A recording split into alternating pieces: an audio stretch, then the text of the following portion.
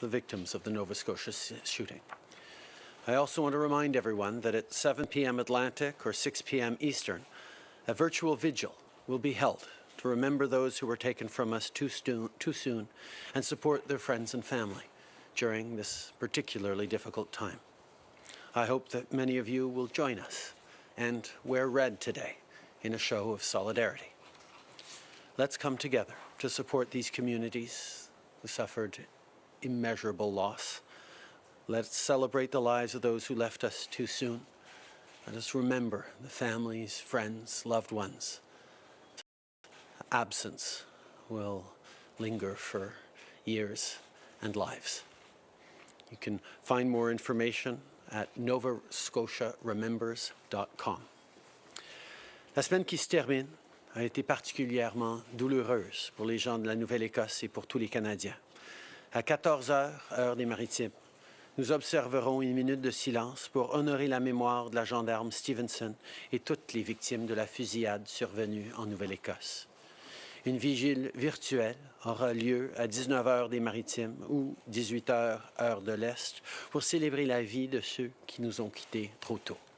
C'est l'occasion pour nous de montrer aux familles et aux amis des victimes qu'on est là pour eux pendant ces moments incroyablement difficiles.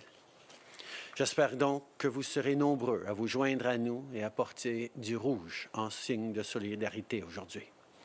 Pour plus d'informations, je vous invite à consulter le site novascotiaremembers.com.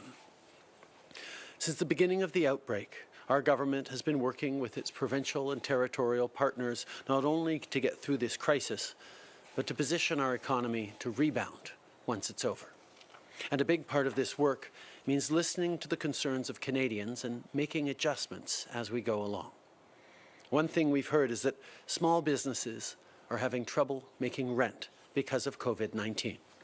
If you've had to close up shop because of public health recommendations, if you don't have a lot of money coming in because people aren't spending as much these days, you may be worried about losing your office space or not having a coffee shop to reopen after this crisis.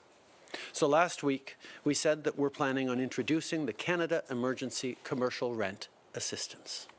And today, I can announce that we've reached agreements with all provinces and territories to lower rent by 75% for small businesses that have been strongly affected by COVID-19 for April, May, and June.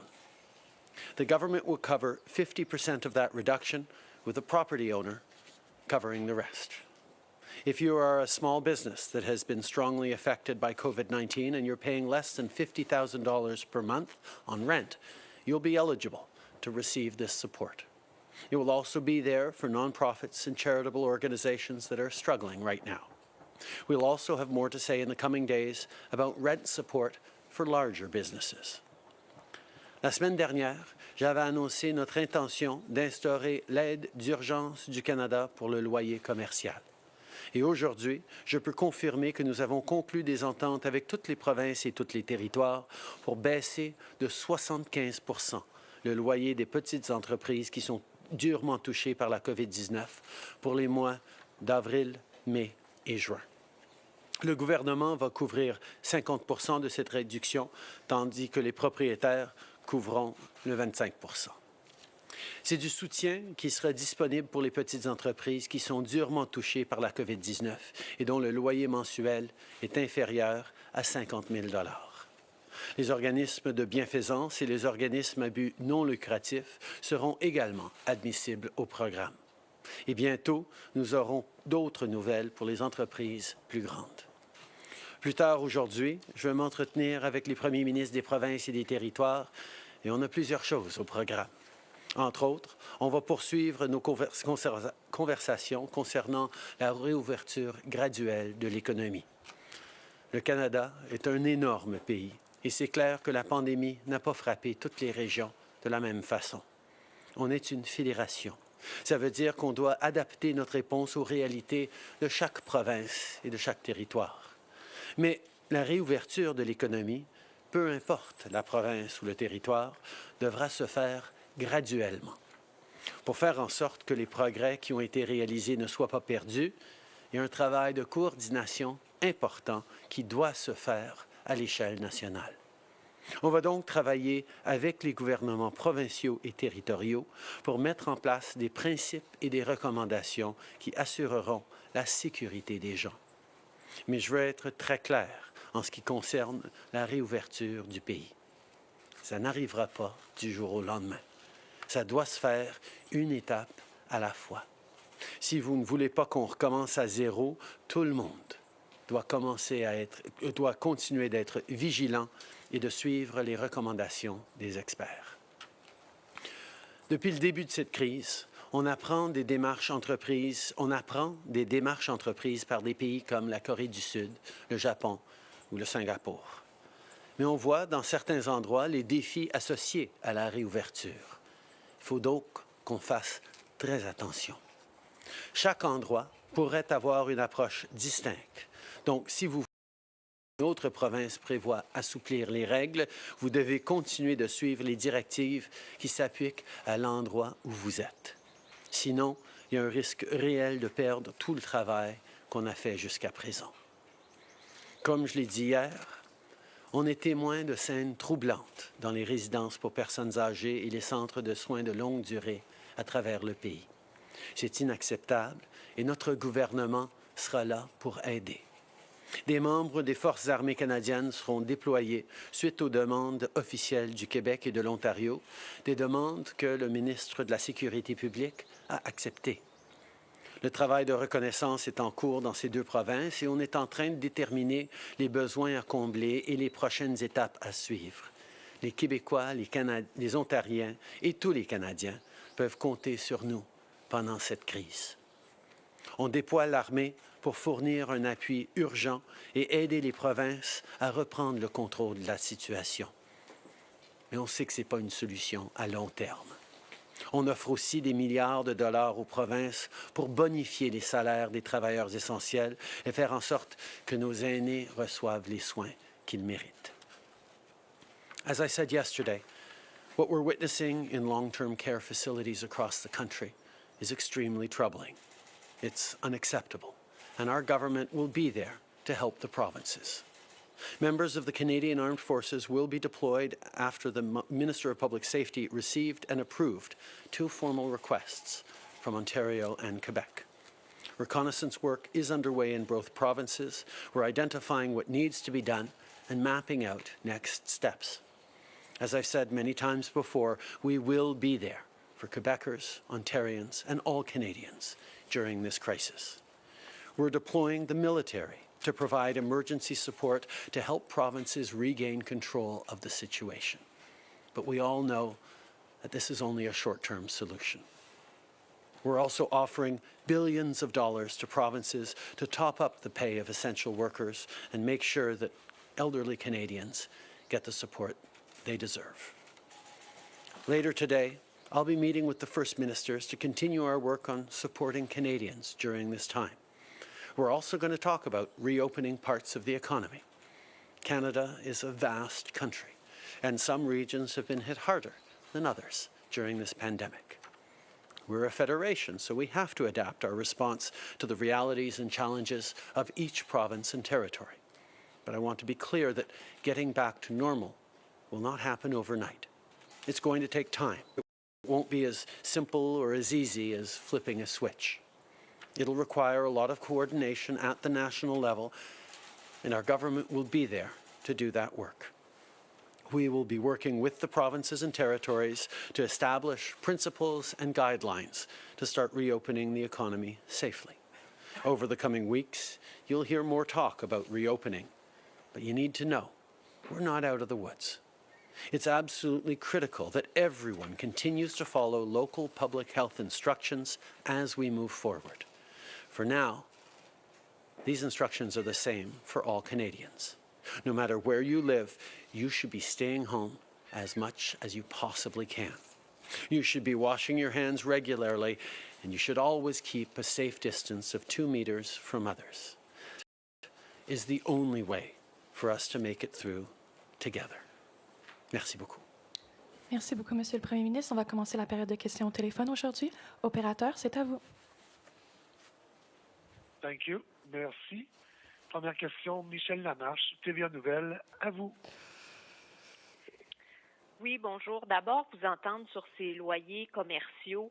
Il y a déjà des commerçants qui ont indiqué qu'ils fermaient soit leur resto, soit leur boutique. Pouvez-vous nous dire à quel moment l'argent arrivera pour eux et si vous ne pensez pas qu'il aurait fallu agir plus tôt? On sait à quel point c'est une crise extrêmement difficile sur les petites entreprises, particulièrement des restos, des petites entreprises qui doivent fermer à cause de la COVID-19. C'est pour ça qu'on reconnaît que même avec la subvention salariale, les coûts fixes des entreprises représentent un vrai défi.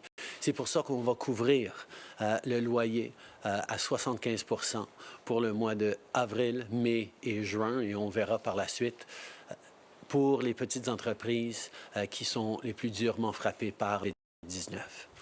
On a mis sur pied déjà un accès au crédit plus facile pour les petites entreprises où ils vont avoir jusqu'à 40 000 $ pour aider avec ces coûts dans l'intérim. Et l'argent pour les appuyer dans leur loyer va arriver le plus tôt possible, mais ça va être rétroactif pour les aider pour le mois d'avril. En suivi, Michel? Bien sûr, en suivi, M. Trudeau, j'aimerais vous entendre sur les CHSLD au Québec et les centres de soins de longue durée. Certains auront l'impression qu'hier, vous avez voulu faire la morale aux provinces. Il y a un conseiller du premier ministre du Québec qui vous dit « La solution, elle est simple et connue depuis des années maintenant. Le fédéral devait augmenter les transferts en santé. » Est-ce que vous considérez que cette analyse est juste et est-ce qu'il n'est pas temps d'augmenter ces transferts? Je pense que tous les Canadiens se posent des questions sur ce qui s'est passé dans les centres d'hébergement long terme, nos centres d'aînés. C'est un constat que nous devons tous faire et effectivement, il va y avoir des questions pour tout le monde, pour tous les paliers de gouvernement sur ce qu'on aurait dû faire et surtout ce qu'on devra faire dans les mois et les années à venir. Effectivement, nous allons faire partie des conversations parce que le fédéral doit faire partie de la solution et on va prendre ces conversations quand ils viendront. Pour l'instant, notre emphase est de passer à travers cette crise actuelle, d'aider les provinces à regagner le contrôle de la situation. On sera là pour aider les Canadiens, on sera là pour aider nos aînés en difficulté. Obviously, all Canadians are asking themselves questions about the situation that has allowed so many of our elders to be so incredibly vulnerable to COVID-19 and related issues.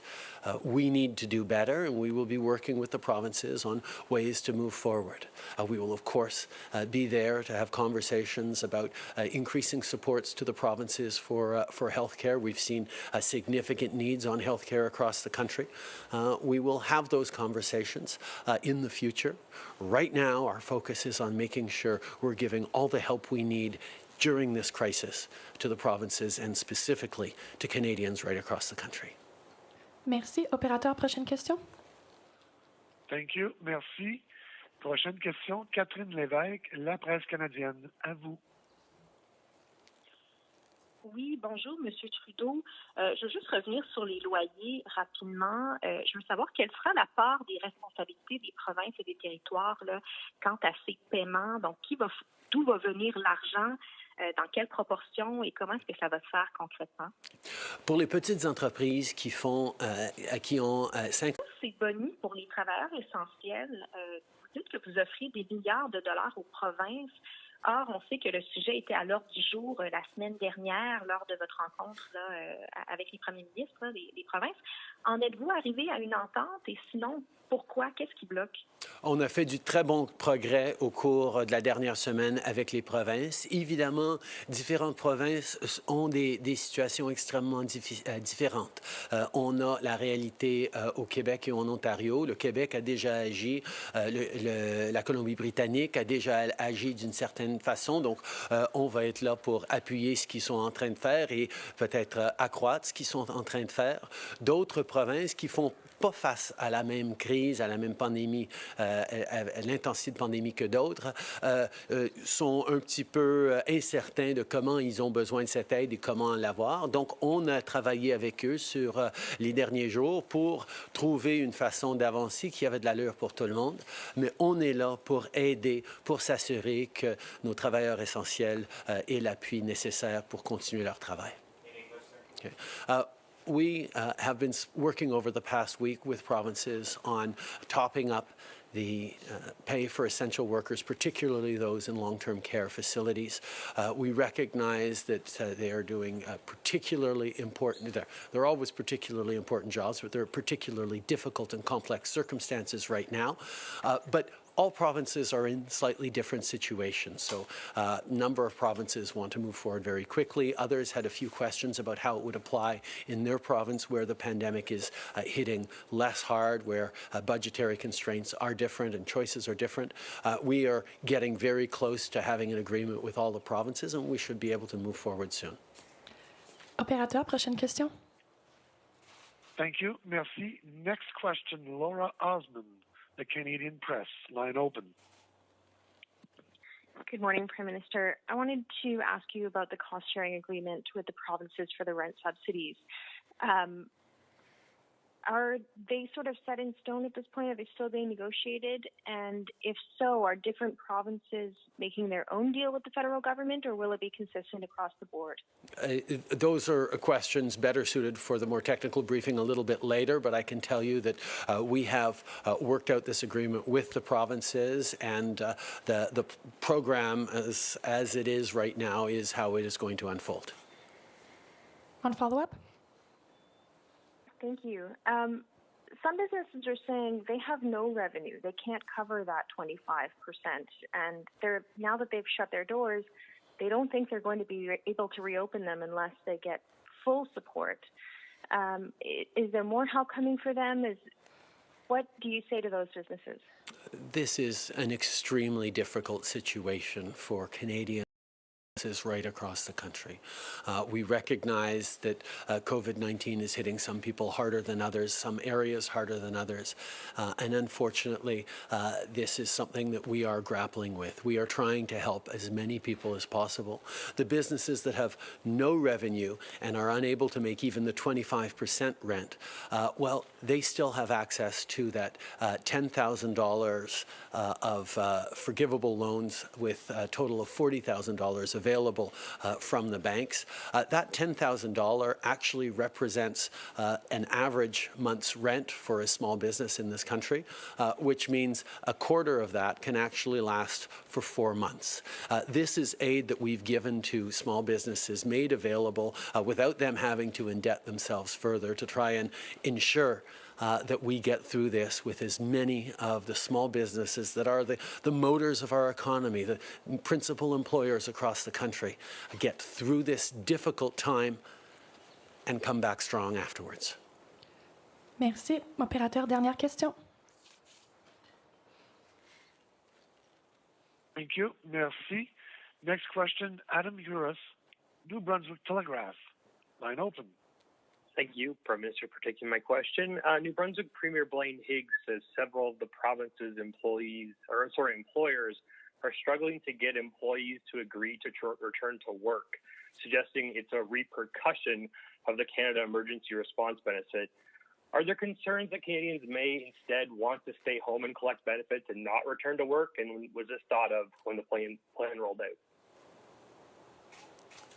We are facing one of the largest health crises, the largest economic crisis of our lifetime, and Canadians need help.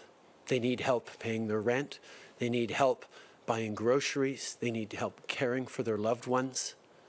They've lost their paychecks, they've seen themselves very, very anxious about their own health, about their parents' health, about their future.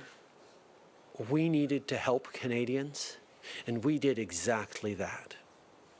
Helping Canadians right across the country get through this pandemic is not just about generosity, it's about making sure that we are able to do the things necessary in every home across the country to be able to keep this country safe and to make sure we have an economy that can rebuild quickly afterwards. This government will help Canadians who need help. Period. Okay. On est en train de vivre une situation sans précédent, une situation extrêmement grave en termes de crise de santé publique, en termes de crise économique. Et les Canadiens, d'un bout à l'autre de ce pays, ont besoin d'aide. Ont besoin d'aide pour payer leur loyer, ont besoin d'aide pour faire leur épicerie, pour s'occuper de leurs enfants ou de leurs parents. On est dans une situation où on doit aider les gens pour pouvoir les permettre de prendre les bonnes décisions et de rester chez eux et d'attendre que cette crise passe. C'est la priorité. C'est qui on est au Canada. On s'entraide. On est là les uns pour les autres. C'est la seule façon qu'on va passer à travers cette crise et avoir une économie qui va revenir après. C'est qui nous sommes d'être là les uns pour les autres. On follow-up? Yes, please. Premier Higgs also says he fears that equalization payments that some provinces have come to rely on will be less lucrative in the near future as so-called have provinces struggle more than ever. Can you assure the provinces that they will not see a decline in equalization in the coming years? Yeah. Equalization has a formula that has long been set, and we will continue to look at ways to ensure that it's working for provinces right across the country. It's important that Canadians in every province receive the services to which they are entitled right across the country. That's what equalization is about, and we support that principle very strongly. Bonjour, M. Trudeau, Louis Blouin de Radio-Canada.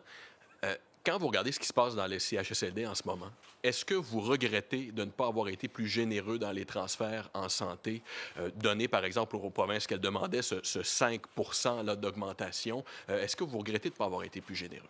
Je pense qu'il faut toujours prendre des réflexions sur les résidences d'aînés qui ne sont pas toujours nécessaires à l'intérieur du système de santé. Peut-être qu'effectivement, on pourrait avoir une discussion sur si nos résidences d'aînés devraient faire partie du système de santé et soit régies sous la loi canadienne sur la santé. Il y a plusieurs suggestions, plusieurs discussions qu'on pourrait avoir dans les mois à venir. Pour l'instant, ma priorité, c'est de m'assurer qu'on est en train d'aider les gens qui souffrent aujourd'hui et demain, et c'est ce qu'on va faire. Cette approche-là que vous suggérez, pensez-vous que ça pourrait créer de la résistance de la part des provinces, à savoir un empiètement dans leur champ de compétences? Et par ailleurs, si vous êtes pour donner plus d'argent, est-ce que ce serait attaché à des conditions pour vous assurer que l'argent va aux endroits souhaités? C'est de très bonnes questions et c'est des questions qu'on va se poser en discussion entre province et gouvernement fédéral. On est une fédération qui est là pour s'adapter aux réalités de la situation et du monde dans lequel on vit. Et je sais que nous sommes unis dans notre désir de voir nos citoyens bien servis, de prendre bien soin de nos citoyens. Et c'est exactement ce qu'on va travailler ensemble. Il va y avoir énormément de réflexion et de discussions à avoir par la suite de cette pandémie. Pour l'instant, on est en train de travailler ensemble pour s'assurer qu'on prend soin de tous les Canadiens. Good morning, Prime Minister Salima Shivji, CBC. I want to go back to what you said about the federal government coordinating the reopening of provinces. You talked about guidelines. What sort of guidelines is your government giving the provinces, and would you ever go so far as to tell a province not to reopen something? I think we all understand that the gains that we have made in controlling the spread of COVID-19 to this point have come because people have been very, very diligent across the country about staying home, about not working unless it's essential, about not going out unless it's essential, to both protect essential workers and specifically to prevent our health system from getting overloaded. That has been successful. We also have seen that because of that success, we can now talk about gradually or carefully reopening economic activity in certain sectors. But we have to be very, very careful. That's why what we're working on in collaboration with the provinces is a set of principles and elements that should be in place and should be followed as provinces make the decisions on how and what they will reopen, when, and if even. Things like ensuring proper levels of testing across the province and contact tracing, but other things like ensuring workplace safety. If people work in cubicles, if they work in a startup with beanbags, if they work on a shop floor, if they work in a food production facility, what are the measures that need to be put in place to keep them safe? These are principles saying you need to make sure that workplaces that reopen are safe in health norms, but what those actually are, what that will look like, will be up to the provinces and the local jurisdictions to determine. But we need to make sure that as we look at economic reopening, we are grounding ourselves in the principles that'll ensure that we don't allow for further spread or a new spike of COVID-19. And if there are cases that start to resurge, as likely will happen here and there, that we are able to manage, control, and reduce them rapidly. We got a lot more details on the Nova Scotia shooting this morning and the timeline with the gunman. We do now know that there was a call made to 911 and the RCMP were informed that the gunman was wearing a uniform, RCMP uniform, as well as driving a car that looked like an RCMP car. And yet there was still no emergency alert. Do you see that as a failure on the part of the RCMP? I think right now we need to be there for the people of Nova Scotia, for the families and communities that are grieving, and give them all the support we can. Part of that support needs to be answering their many, many questions. Questions about what happened during the incident, what happened to their loved ones, but also questions about the police response and what exactly happened and what could have happened differently or better. Those questions are things that we are going to need to answer, and we're going to work very hard to ensure that those questions are answered. Ian Wood, CTV News. Prime Minister, the Nova Scotia emergency response teams in Halifax and the shootings took place in rural communities across the province.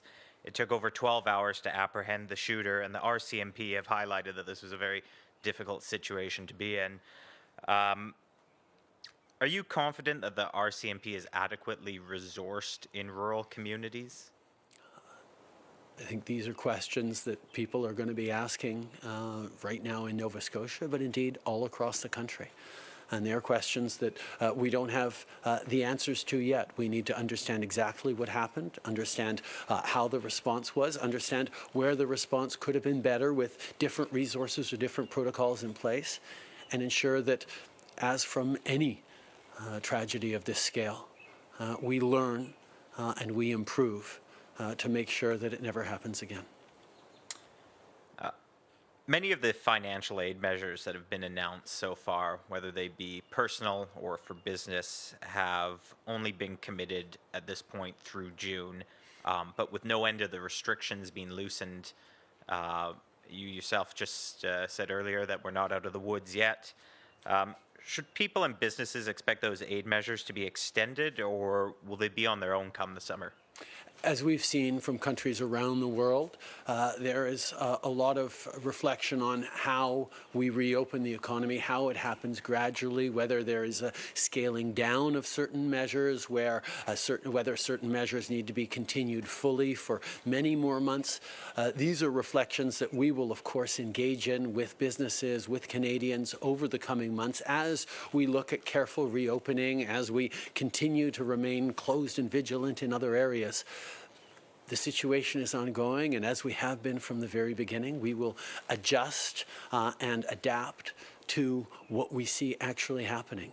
We will be there to support Canadians in the right way, in both ensuring that we get through this health crisis and ensuring that we come back as strongly in terms of the economy as we possibly can.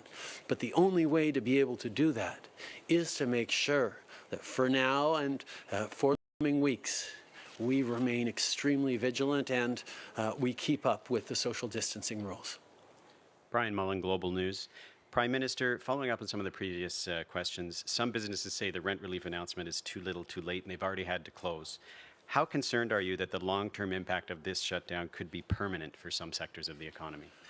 We moved forward on access to credit for small businesses quite quickly. We tried to ensure that through the Canada Emergency Response Benefit and the wage subsidy, that there be responses to businesses and to workers as quickly as possible to allow them to continue to pay for their groceries and their rent at home and support their families. We know certain businesses are extremely hard hit, and that's why the access to credit and the support for the rent is going to be important. But we also see that this is the greatest economic impact and event of our lifetimes, and it is going to be extremely difficult.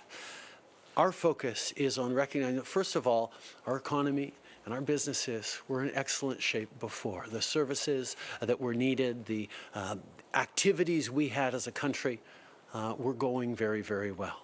This is an event that put us into deep freeze, put us into, as it were, and everyone had to stop and hold while we let this wave of COVID pass through.